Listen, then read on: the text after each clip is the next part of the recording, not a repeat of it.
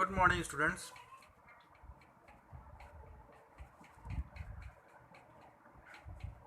Yes, Russian Revolution. Okay, we were studying the chapter 2 of your history, that is socialism and the Russian Revolution. Okay, now in this chapter, up till now, we have studied that what is socialism, the differentiation between socialism and capitalism. We have studied.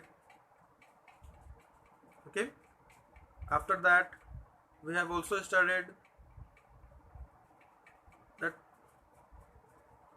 that in Europe there was in Russia there was a kingship rule, and against which many thinkers emerged, because the kingship rules refer mostly to the rich people. Kingship rule was made for the rich people. That's why many thinkers emerged from France and England.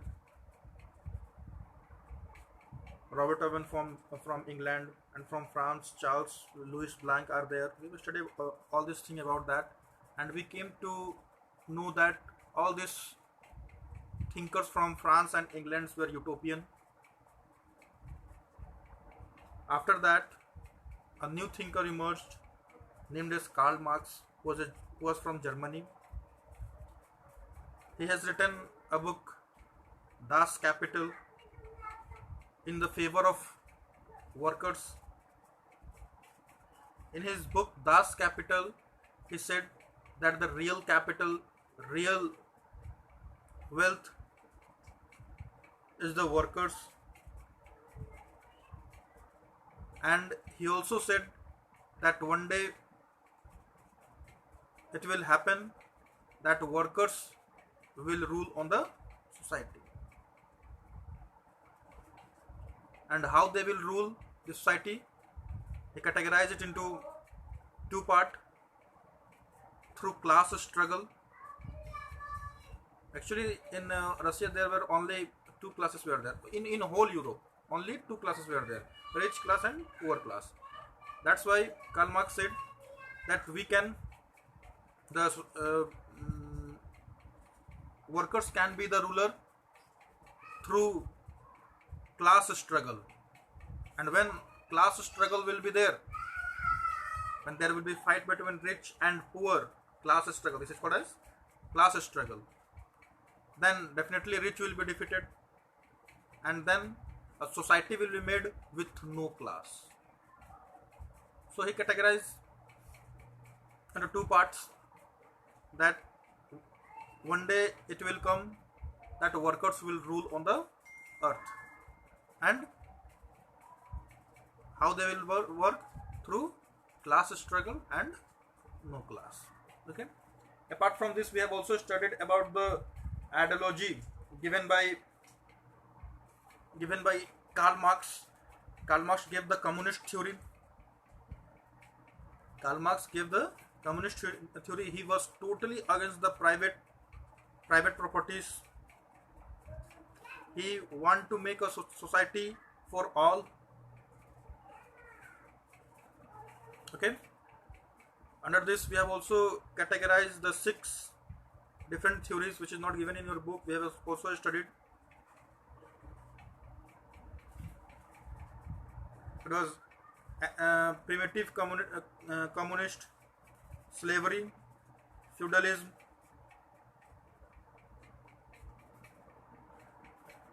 capitalist, and then capitalist, socialist, and then communist.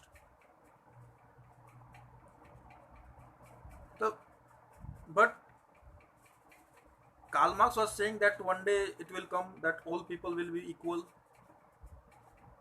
and after that the day has come when the society will become socialist, and after some time from socialist it will change to communist. But Karl Marx live for 65 years, but no one changed, no one unite, no workers unite. That is why some people started saying that लगता है कि Karl Marx भी जो है utopian है, Karl Marx भी utopian है. But one such change in the history took place. ध्यान से सुनिएगा बेटा शब्दों को. History is a thing which you can learn from the stories, and history is very important because history repeats itself. इसलिए ध्यान से सुनिएगा, ठीक है. It is the most typical chapter in class 9th. सबसे टिपिकल चैप्टर है 9th और 10th का, जो है सबसे टिपिकल चैप्टर है सोशलिज्म इन रसिया. बहुत लोग सो जाते हैं इस चैप्टर को पढ़ने के दरमियान. आप लोग हंसते हंसते पढ़ लीजिएगा इसको, I guarantee for that. Okay, तो देखिए, तो what made the thing that Karl Marx was not an utopian? There was a change. In previous class, we have studied about the Russian economy and the Russian society. We came to know that Russian society was mostly belonging from farmer category. शुरुआत में farmer category के थे, लेकिन जब colonization start हुआ, when colonization started, ठीक है, colonization मतलब क्या? उस वक्त विस्तारवाद की नीति चल रही थी, imperialism का थ्योरी चल रहा था. British was occupying other country. जितने स्ट्रॉन्ग कंट्रीज थे वो दूसरे कंट्रीज पर अटैक करके उसके ऊपर कैप्चर कर रहे थे. वहाँ पर ट्रेन्स, वहाँ पर रेलगाड़ियाँ दौड़ा रहे थे. जैसे इंडिया में भी जो है, इंडिया कोलाइज किया ब्रिटेन ने, उसके बाद यहाँ पर रेलगाड़ी बनाया ताकि अपना माल जो है एक जगह से दूसरी जगह आसानी से पहुँचा सके. तो इसकी वजह से जो है इंडस्ट्रीज़ का डिमांड बढ़ गया. भैया रेल लगाना है तो लोहे की ज़रूरत पड़ेगी, कोयले की ज़रूरत पड़ेगी, तो इन सब चीज़ का डिमांड्स बढ़ गया. तो इन सब चीज़ का डिमांड जब बढ़ गया तो आपको जाहिर सी बात इंडस्ट्रीज लगानी पड़ेगी. तो रसिया में जो है इंडस्ट्रीज ग्रो अप हो गए, ठीक है. और इसी के वजह से जो है आपका अब ज़्यादा से ज़्यादा इनकम करने के लिए जो है, जो rich people, the capitalist people जो है, वो लोग जो है क्या करने लगे, they started giving less salary to the worker class. Worker class को लेस सैलरी देने लगे, ठीक है. And they started working for 8 to 10 hours. उसको जो है 10 से 12 घंटा उसको खटाते थे, काम कराते थे, ठीक है. तो इस तरह का था. तो अब एक ऐसी घटना इसी बीच में घटी, such an incident happens which changed the history of Russia. To understand this, let us see this figure I have drawn here. You can see in this, I have drawn the figure of Russia. This is not a figure of Russia, but I am just explaining it. Russia. ये दिख रहा है आपको figure? This is Russia. इसके just left hand side में you can see a smaller country is Germany. दिखाई दे रहा है आपको? और इसके just नीचे में दिखाई दे रहा है आपको? सॉरी, नीचे बोल रहा हूँ मैं. राइट हैंड साइड में देखिए, नीचे में यहाँ पर आपको दो जो हाईलैंड टाइप का दिख रहा है वो जापान, ठीक है. You can see how big Russia is. Japan इसके टुकड़ों में भी नहीं है, ठीक है. अब देखिए, at that time on Russia Romanova dynasty was ruling. Romanova वंश के राजा जो है वहां पर रूल कर रहे थे, ठीक है. रोमनोव एक वंश है, ठीक है. It is a dynasty, don't confuse. ये एक डायनेस्टी का नाम है, ठीक है. जैसे कैसे हम लोग इंडिया में करते हैं गुप्ता डायनेस्टी, है कि नहीं है, मौर्य डायनेस्टी पढ़े थे ना हम लोग क्लास 7-8 में. That is why in Russia Romanova was a dynasty. इसी के नाम पे जो है रोम शहर का भी नाम पड़ा था, इटली के रोम, ठीक है. तो Romanova dynasty was ruling in Russia. and the ruler of Russia is called as a Tsar. Ruler were called as a Tsar. Tsar, the meaning of Tsar in Russia, the meaning of, focus on the word, the meaning of Tsar in Russia is the god of land, धरती का राजा.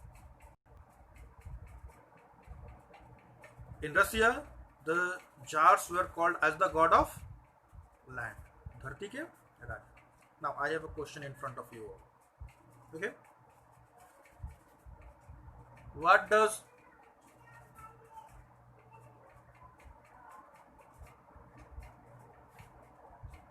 Tsar mean in India? What does Tsar mean in India? Option A, ruler. Option B, god of land. Option C, utensils. Option D, none of these. Can you tell me the right answer? I am providing you 3 seconds. Tick tick 1, tick tick 2, tick tick 3. Over. बहुत लोगों के दिमाग में चल रहा होगा कि option A is correct, ruler. भैया जार जो था, जार रसिया के रूलर को कहते थे. बहुत लोगों के दिमाग में चल रहा होगा गॉड ऑफ लैंड सर बताए हैं, जार का मतलब, जो वो मतलब बताया मैंने. और साथ ही साथ मैंने ये भी कहा है कि जार रसिया में जो है, जार का मतलब होता है ruler, king. But in India jar का मतलब बोयाम. बोयाम देखा है? टाइम आ गया है आम का अचार डालने का. उसमें हम लोग डालते हैं ना आम का अचार. तो जार, जार जो है इंडिया में जो है एक बर्तन का नाम. In India if the question comes, in India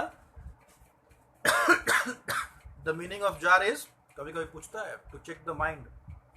in India jar means is, the correct answer will be utensil. बर्तन का नाम है जार. ठीक है. रसिया में रूलर रूलर होगा जी, है कि नहीं है? इंडिया में जार का मतलब बोयाम. ठीक है. चलिए अब देखते हैं. एट दैट टाइम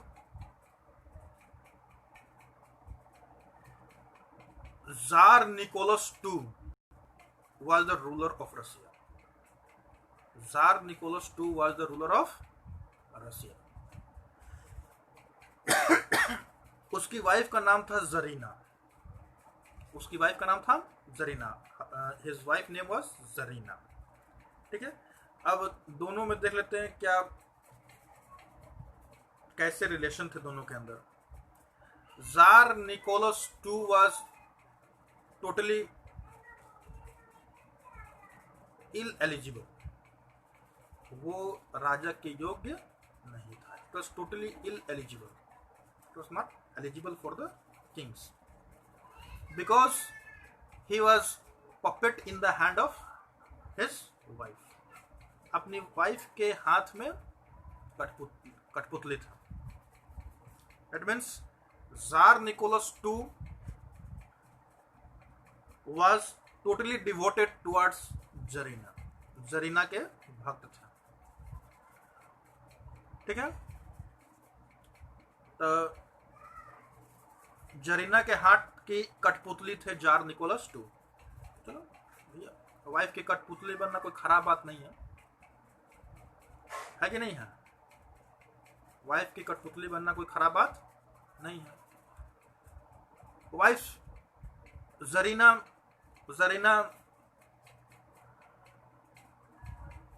बोलती थी दाएं मुड़, जार निकोलस दाएं मुड़ गया. जरीना बोलती थी बाएं मुड़, जार निकोलस बाएं मुड़ जाता था. जरीना बोलती थी बैठ जाओ, बैठ जाता था जार निकोलस. जरीना बोलती थी खड़ा हो जाओ तो खड़ा हो जाओ. वो पत्नी भक्त एकदम। समझ में आ रही बात को? जार निकोलस II जो थे एकदम पत्नी भक्त। तो खैर पत्नी भक्त खराब नहीं है, ठीक है, पत्नी की बात माननी चाहिए, ठीक है। लेकिन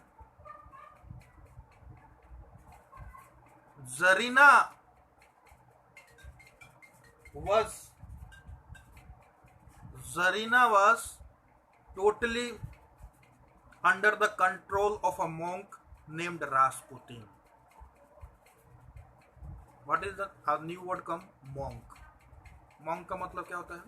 What is the meaning of monk? Monk means father.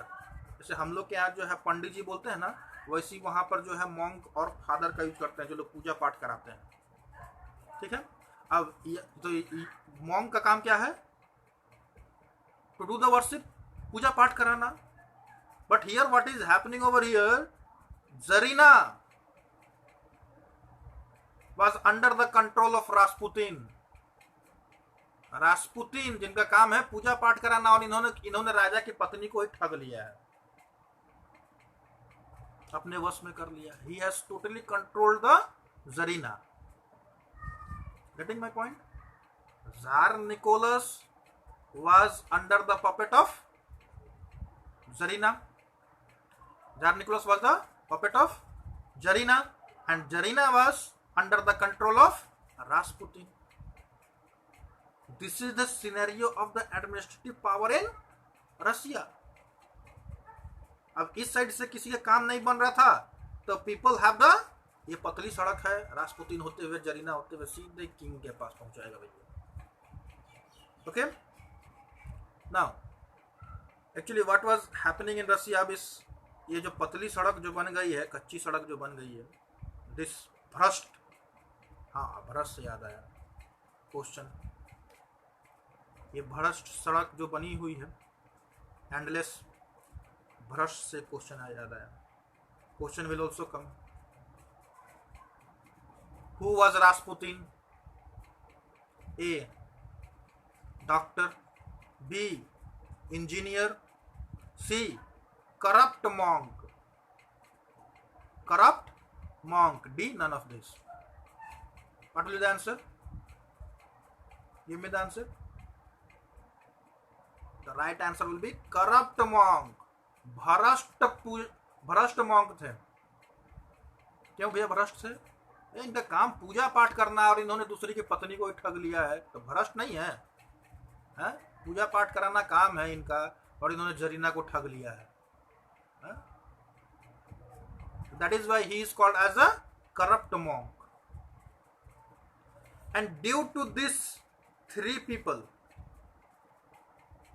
The king was under the control of Zarina, and Zarina was under the control of the corrupt monk Rasputin. They,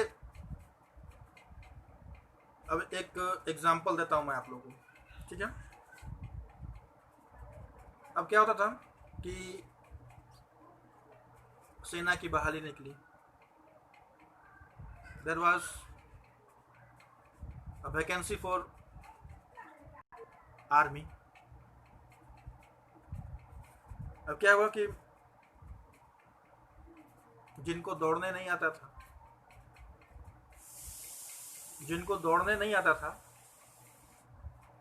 वो रास्पुतिन से मिले, रास्पुतिन को bribe, घूस दिया। They gave bribe to the Rasputin. Rasputin ने tsarina को मक्खन लगाया, बटर, मेरे 50 आदमी हैं, इनको वैकेंसी में करवा देना है। जरीना के तो भक्त निकोलस सही है, वो दाएं मुड़ बाएं मुड़ जो बोलेगा सो करेगी, 50 का 100 दिलवा देगी, है कि नहीं है? ये पतली गड़ी मिल गई थी। तो those who were good runner, they were not selected in the army, है कि नहीं? जो अच्छे धावक थे, जो अच्छे दौड़ने वाले थे, जो फिटनेस में भरपूर थे, उनका सिलेक्शन आर्मी में नहीं होता था। और दोज हु वर वीक, उनका सिलेक्शन रशिया की आर्मी में होता था। ठीक है। अब इन सब चीज के चलते all this thing made this aristocracy, aristocracy मतलब क्या होता है बेटा? राजशाही। एरिस्टोक्रेसी मतलब राजशाही, राजवंश, ठीक है। दिस एरिस्टोक्रेसी अनपॉपुलर, बहुत ही बदनाम कर दिया जो है इन सब चीज के, because czar Nicholas was under the control of czarina and czarina was under the control of corrupt monk Rasputin, ठीक है। और इन सब के वजह से जो है राजवंश जो है पूरी तरीके से बदनाम हो गया। क्लियर है? अब देखिए, अब come to the figure now, come to the figure. अब देखिए, अब जो मैंने एग्जाम्पल बताया अभी, just now I have given you the example of the army of Russian army.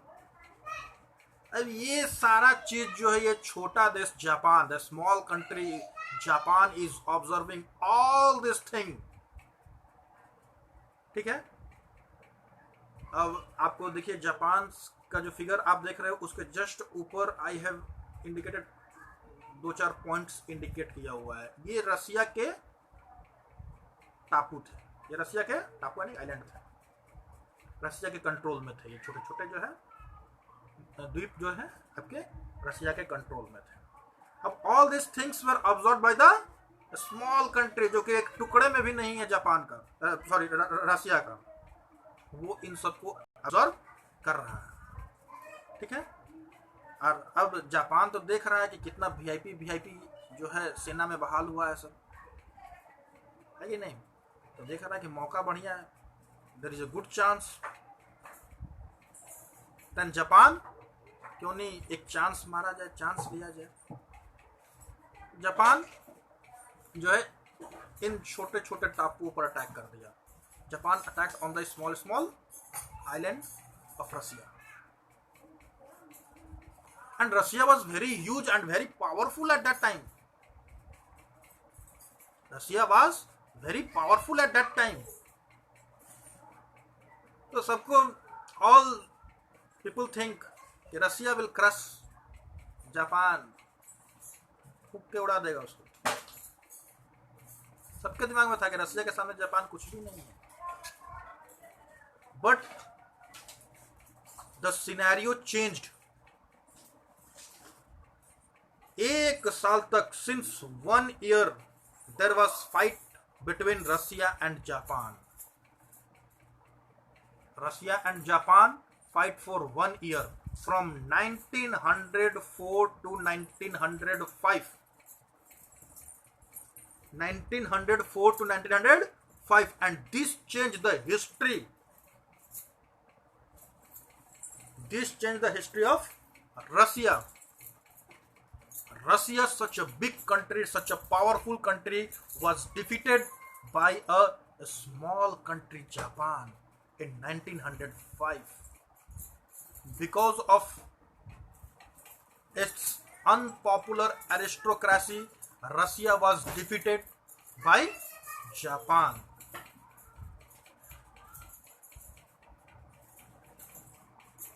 Now, what happened? Now, Russia, there was a treaty between, in 1905 there was a treaty between Japan and Russia after defeating Russia. रसिया को हराने के बाद Japan और रसिया में एक संधि हुई। There was a treaty, संधि होगी ना भैया, जापान ने उसे काफी हिस्से को कैप्चर कर लिया। ट्रीटी हुई, उसमें जो है Japan claimed to give many thousand crores rupees to Russia. Japan ने दावा किया कि मेरा बहुत नुकसान हुआ है,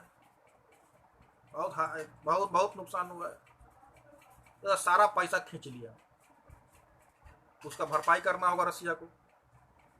और भैया रसिया हारा है तो उसको तो भाई भरपाई करना होगा, तो जापान क्लेम्ड कि आपको भरपाई करनी होगी इसके, हजारों करोड़ रुपया उसे खींच लिया, रसिया को एकदम कंगाल बना दिया। छोटा सा देश, a small country like Japan defeated Russia, and this changed the history of Russia. No one has thought about this, that such a small country will defeat such a big and powerful country, Russia. But it happens. Okay. The video is more than 25 minutes. Okay, so I would like to stop it here only.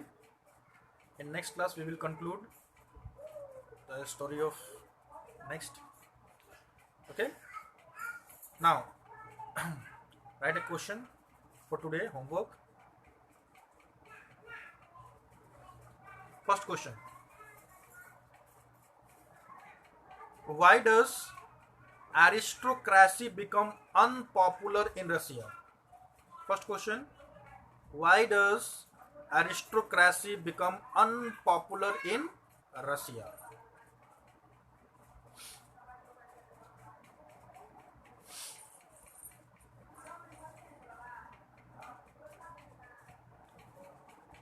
I would like to repeat the question.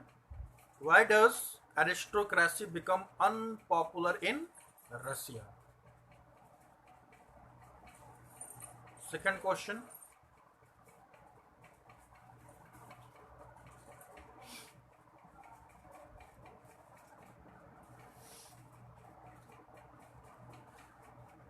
who explain the word jar in Russia? Explain the word jar in Russia.